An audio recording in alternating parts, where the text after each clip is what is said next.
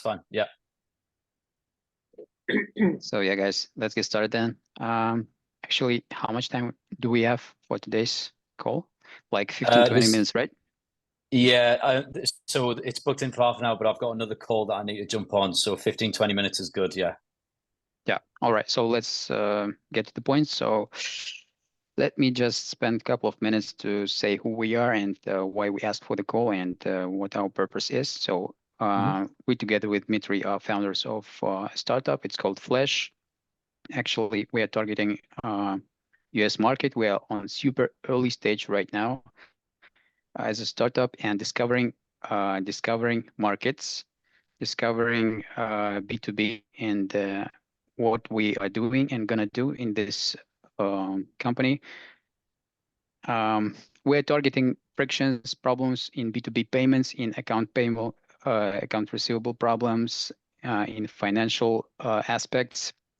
So that's the broad problem space, which we are going to make a bit narrower, to recognize the problem space and then come up with a solution and product there. We already applied to a bunch of accelerators, including YC.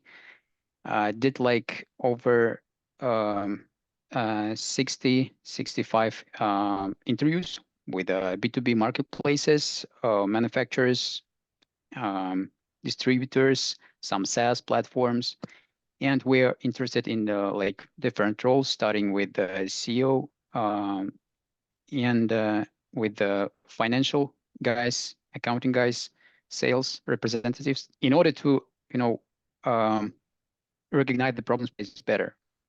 So your profile seems to be like super interesting for discover the problem space. So let's maybe start with this. We for sure learned your profile in LinkedIn, but to better understand what you're responsible for, could you please tell just a few words what specifically you are doing in current company, and to make specific questions following. Yeah, of course. Okay, so I think if I just take kind of a step back initially, like Sure. the first part of my career was with Nike for 11 years.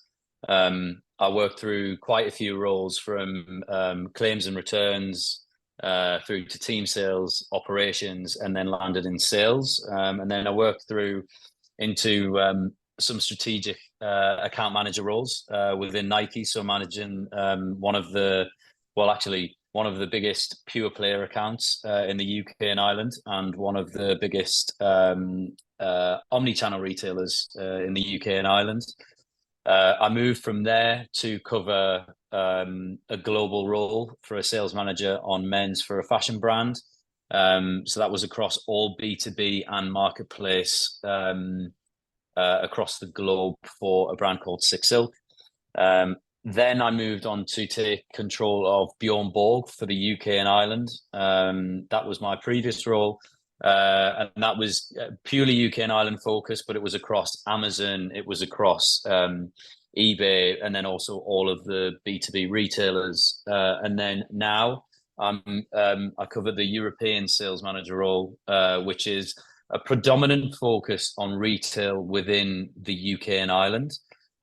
It's slightly different because I've gone through soft goods, so fashion, sportswear, into a role with Koros, which is a watch brand.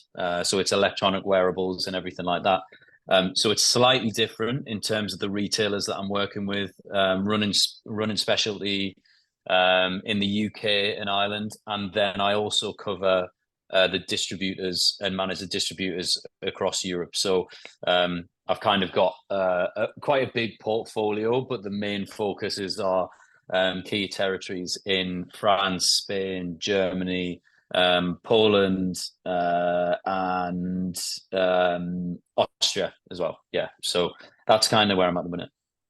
Wow, cool. So actually, I also have some fashion experience. I did like a few years in Adidas, then switched to United Colors of Benetton, which also kind of European. And also did like Lacoste, the previous one.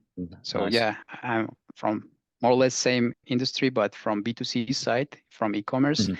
and you did all the way like B2B channel, right? Yeah, it's been Uh, mainly B2B. There's been an element of B2C with like Amazon, but the majority is B2B, yes. cool. And now in Chorus, am I understanding correctly that it's US based company and you distribute to EU to Europe, right? So the company itself, yes, it's the headquarters and everything is based in California. The biggest market is China and the US. And then we have distributors in all of the regions, but the European team is a subsidiary of Coros. And we sell direct in the UK. We sell direct on our websites, and then we have distributors in key countries. All right. So, meaning that the headquarters of European, uh, where's actually the headquarters of European part? Yeah, it's interesting. It's in the UK. It's basically near Leeds, so it's slightly north in the UK. I see, I see. When you ship to your B2B customers, well, basically who the B2B customers are, I mean, the profile of the companies, is it like smaller, like retail chains or some B like It, marketplaces? it What the it profile? varies. It varies quite a lot. So we've got very small independents that will place orders of up to £300, and then we've got larger retailers who do 10 times that, 100 times that. Do you know what I mean? So Yep. there's a variance in the order values. We do all independents, all retailers, and then the distributors that we work with. It's obviously a separate business to ours. They work the same way. They'll have their direct channels, they'll have bigger retailers like key accounts, and then they'll have the smaller independent retailers as well. Well, you used to kind of support the deal. I mean, support the well, let's say there is like order collection. So let's say the season starts and probably customers start placing their orders before the season starts. What in the moment when they start paying? I mean, is it prepaid? Is it like paid after the order shipped? Is yeah. It varies. It varies per company. If I look at when I worked for Bjorn Borg, and that actually was the distribution company in the UK, we Yep. would have a lot of independent retailers on pro forma, so they have to pay for their goods before we ship. We did have some smaller retailers that had a credit limit that we agreed, and often some of them would cause a lot of challenges in retrieving payments, and we'd have to some would go legal, some would eventually pay, however long down the line. And then bigger retailers tend to have around about 30-day payment terms. So we'd ship the goods, they pay in 30 days. And other retailers can demand up to 60 or 90 days payment terms, depending on the size and the platform the business has. Okay, the smaller customers are the earlier you collect, right? The stronger the terms are. I mean, for smaller ones, that's probably prepayment. For bigger ones, it's like net 60, net 90. All right, Exactly. either Yeah. okay. Well, if we talk about the biggest segment, would you say that it's kind of hard to collect the money back if it's terms option, or there's like just no such a problem? They pay and like meet the terms. Um, I think if you're dealing with larger size businesses, often it's quite good. It's often quite seamless. If I think of like JD Sports or Fraser's Group in the UK and across Europe, often their payment is, unless there's an issue and they've been short delivered or the price is wrong or something like that, Yep. often they do pay on time. It's very rare that you would get a payment missed. If you look at the tier below that, the mid range, so I'm thinking Hmm. John Lewis in the UK, probably the likes of Debenhams. Those mid-range retailers are where you do see some of the challenges come. That it's not. I wouldn't say it's very, very often with the bigger accounts, but you do have payment issues every now and then. I think that the main area that you would get the challenge with payments is the smaller businesses up to a medium sized business. That's often where you see the bigger challenge with payments. So what they do if they meet such, I mean, well, first of all, why they actually have some challenges with payment? Are they like short of cash? And It's a good question. I think a lot of the retailers juggle quite a lot of brands. And obviously every brand will invoice and then they've got 30 days to either pay whatever. And I think it is down to cash flow a lot of the time with the retailers. And I think they'll kind of juggle the cash around, so they'll pay the bigger invoices for the bigger brands first. And then if you're one of the mid-tiered brands, they'll kind of deprioritize and then eventually pay it further down the line. I think at the minute in particular with independents, you see that more often because of the challenge in retail overall, the inflation in bills, the footfall isn't as high, retail sales aren't quite where they are. It's very promotion driven as well. The actual sales that they're bringing in is more challenging, right? So then it has a knock-on effect to paying the bill. And that's why independent retailers are usually more of the challenge, to the point actually where we've made a decision across where I used to work, and current a lot of independent retailers will just be pro forma, and we have a kind of like a black and white. It's if you're a smaller retailer, it's pro forma payments. If you're a bigger retailer, we can have a conversation on credit limit, but there's a lot of time and effort that goes into chasing payments, trying to get in touch with the retailer, trying to work out a payment plan with the finance team. It adds so much workload to an already very yeah, busy schedule, that it often becomes quite challenging. I see. I see. Well, totally understand you. Well, during this process, maybe you met such things like buy now, pay later, or installment, or something where the customer kind of offers some third-party financial service so that those guys pay you, but they pay like partially to the company. I mean, there are such companies like Billy, Mondo, buy now, pay later for B2B, so-called. Did you maybe met somehow such kind of companies, or like never? No, it's actually, when I've had a look at your guys' website, it's the first time I've seen, because I'm aware of like Klarna, Klarna Yeah, for sure. B2C. I'm aware of all of those payment terms, but I've never seen it in a B2B format, which is why it piqued my interest, because I think I think it could be utilized quite significantly across a lot of businesses. That's actually the thing. I mean, we see like up to like 20, 25 similar models for B2B, Hmm. like companies who try to deal with B2B companies to offer a similar to Klarna customer-like payment experience. But in reality, Hmm. in real world where you as a brand and there are like some B2B customers, we don't see a reflection of those kind of services. I mean, they claim that they have like tons of customers, but where they are, I mean, you as a market player haven't heard about such companies. So yeah, that's interesting actually. And did you meet anything like any case where some um, financial institution was involved in this transaction? Let's say maybe it's not like um, digital financing startup, but just a regular bank involved providing bank guarantee or just installment, or it's just cash.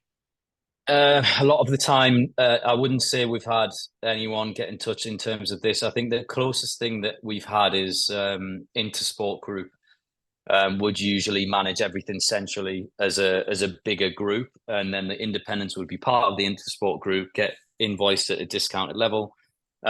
And then there's also a newer one, particularly in the UK, that seems to be building, which is called Stag Group.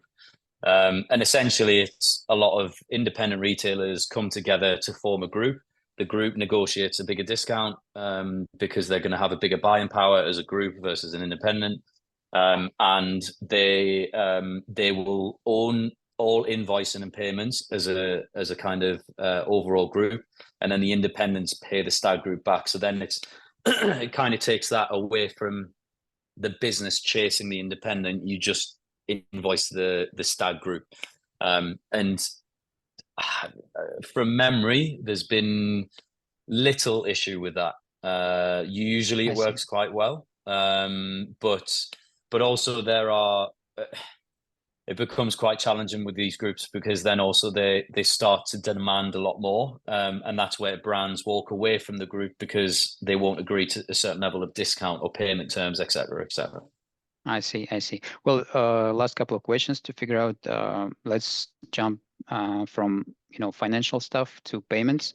How actually customers want to pay you, and how the company wants to receive payment. Either any like friction with this, any discussion taking place, or also it's settled and yeah.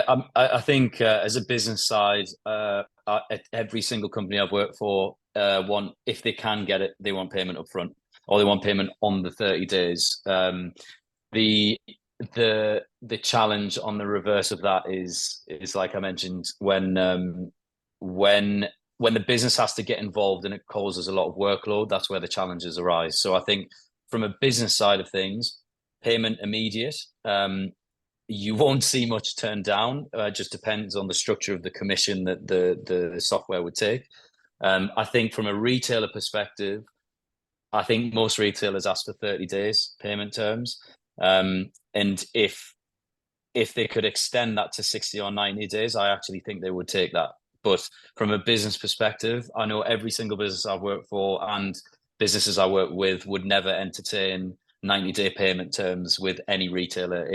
The max is 30 on a small account, and often with a smaller account, it'll be pro forma payments. I see. And regarding just technical part, I mean, payment method, either any kind of question like, I don't know, like customers want to pay by credit card and you want to receive just invoice, either any friction like that, any discussion, or just invoice, that's it. Yeah, so it's an interesting question actually, because we are looking at something at the minute for independents where they could use their credit card to pay for goods, but it's a little bit trickier because we need to integrate a new software into Shopify to allow a different kind of header site. It's quite technical. I don't fully understand it, but at the minute we can only accept bank transfers. But a lot of independents are asking when they can pay by credit card because that makes it super easy for them. They'll have 30 days to pay the credit invoice off. So it acts as a credit term, but we would get the money up front, which is, it's a win-win. I see. And you mentioned that it somehow like touches Shopify. So do you have like B2B website or B2B e-commerce, some kind of? Yeah, so I mean, for Koros, we use Shopify as for B2B, for wholesale, for B2B as well. Yeah. Well, so we use it across B2C and B2B. A lot of brands that I've worked for will add a second kind of layer of software. So there's a load of B2B kind of stores that you can have. There's New Order. There's when I was at Nike, they designed their own. It was called Nike.net. But within that, there was never an option to add payment terms for an independent. I don't know whether that was something they were going to look into eventually, but there was never any flexibility for any independents within any of those stores. I see. And then now in current solution for Chorus, either and like, what kind of payment methods actually use? Just one, just invoice, right? Yeah, it's just invoice. Yeah. All right. That's something we should discover. Well, all right. That's actually it. I mean, we're running out of time. Yeah. Thanks a lot Adam, for Adam, sure. I have last question. Adam, at the start of our conversation, you mentioned that you see the biggest challenges in payment field between small and medium business. Can you give more detail? What are you talking about? Small to medium businesses are, I would say, a turnover of, it's all relevant to a brand, but I'd say, you know, if you're looking at orders of £500 up to £50,000 as a replenishment order, I'd class that as a smaller retailer. Whereas if you look at a larger retailer, they're placing six figures upwards, right, of replenishment orders. So I think if you look to be fair, if you were to look at on the other side of it, of total revenue per year, a small retailer would sit below 1 million turnover in pounds or dollars or whatever. And then a mid to larger retailer is probably within the 50 million. It depends though. It depends on the brand and the retailer that you look at. Like if you look at John Lewis in the UK, their turnover overall is huge. But if you look at like the sports sector, which I've worked with them on, it's actually quite small. So it's all relative in different sections. Yeah, I mean, probably Dmitry also want to recognize what the problem space is in these smaller retailers. I mean, the segments are clear, and the challenge for small businesses. So what the biggest, is it like collection or terms with the smaller SMEs customers? It's collection of payment is always and will be always the biggest challenge, because cash flow is probably more of an issue for those guys at times, and also they probably do it manually, right? Because it's a smaller team. They don't have like a full finance team like JD Group or Nike does. It'll be like a smaller couple of guys in a shop who have to pay it manually, and they don't want to let £1,000 go out on a payment because they've got to pay for something else. So they juggle everything around. I see. Well, that's it from my side. Dmitry, anything to ask? No, thank you, I understand. Yeah, Adam, I mean, thanks a lot for your time, and it really helped to understand better this industry, and we have to dig even deeper. Well, if you see maybe something we forgot to ask, please let us know. Yeah. Let's keep in touch, and if we go further with this, we'll come up with some update. So yeah, thanks a lot for your time, great. and Thank have you, a great Adam. day. Yeah, have a nice day. Bye. You really contributed future unicorn, hopefully. Yeah, no problem, guys. Well, yeah, just reach out, because I think it's a really interesting business, and something that is quite interesting in the market at the minute. So yeah, let me know if I can be of any help in the future. Absolutely. So keep in touch and have a great day. Thanks a lot. Great. Thanks a lot, guys. Yeah. Take care. Good Nice to meet you. Bye-bye. Bye. Так, ага. Ты затормозил то, что уже все спросил, да, и больше ценности уже нету? Ну да, я забыл спросить, есть ли у тебя вопросы, но глобально да. Слушай, я что-то продолбил его локацию, короче. Так-то он вообще британец, и вообще к Штатам никакого отношения не имеет, как выяснилось. Понял. Да, смотри, как бы два момента. Первый момент. Вначале лучше не спрашивай, сколько минут имеем. То есть ты начинаешь человека сам фокусировать, чтобы он быстрее, следил за временем и потом, нас стопал. Поверь мне, он тебе скажет, любой человек тебе скажет, если мы начнем выходить за рамки приличия, он скажет: братан, не надо валить. Вот, а тем более ты там второй раз мы исчерпали время, тогда грузи вообще, пока грузится вопросом, если они есть, объективно. Потому что доставать очень тяжело, ты сам знаешь, этих лидов. Вот, а каждое слово, ценно, больше экспертизы. И прям заваливать до неприличия, пока он отвечает, пока его рот отвечает. Вот. Да, сам не ограничивай и не рекомендую вообще не спрашивать, там, сколько лимит и так далее, если они сами не говорят. Вот, короче, британец вообще не целевой, и нам не нужен он. Правильно понял? Принято. Правильно понял? Как бы общие вещи какие-то полезные могут быть, что у них есть B2B портал.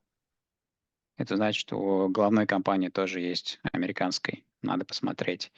У производителей в B2B есть порталы, на этих порталах есть payment методы и есть какая-то проблема с тем, что они не могут кредитки принимать, и это их каким-то образом парит в маленьких, ну, для сегментов там 500 фунтов. То есть это какая-то общая вещь, вряд ли она там отличается в Штатах. Но глобально, да, чувак не целевой максимально, ну, типа не другой рынок. Ну, по коллекшену, да, он еще сказал, что для малого бизнеса гемор собирать коллекшн, что-то такое. Да, да, гемор собирать коллекшн, и они по этому поводу решили вообще только про форма, то, что он сказал, это предоплатная схема. Ну, типа, только по предоплате с мелкими. Ничего себе. То есть, прикинь, они себе срезают как воронку. Ну, потому что, да, видимо, им легче отказать, чем собирать коллекшн. Ну да, легче, но я уверен, там нормальную конверсию не теряют. А не факт, что как бы дебиторка приводит к дефолту. Просто они, может, не умеют работать, многие не умеют работать с коллекшеном, поэтому им сложно. Прикинь, они отказываются, теряют конверсию, а теряют стопудово. Ну да, конверсию теряют. Вот тоже надо будет в следующих таких сегментах понимать, сколько это в деньгах, потому что он говорит про чеки 500 плюс фунтов для мелких. Это replenishment, то есть подсортировка, когда ты коллекцию заказал, уже приехал, и ты по чуть-чуть докупаешь, что у тебя там М, кончается, да, ты подсортировываешь. Это 500 фунтов. А большие клиенты, которые с термсами, они там типа шестизначные, ну там сотни тысяч, да, евро. А эти по 500. И Поэтому а в штуках может быть они, до хера, ага, они по по, термсу. объ- по объему ни о чем. А те по термсу, да, более-менее крупные клиенты. Те 30-60, да, и у них типа с коллекшеном, ну, с Проблем термсами нет. все ок, да. Окей, окей. Да, BNPL ничего такого нету. Получается два проблем Space. Вот у них в итоге коллекшн по мелким, который они решили отказом от мелких, ну, отказом от постоплаты.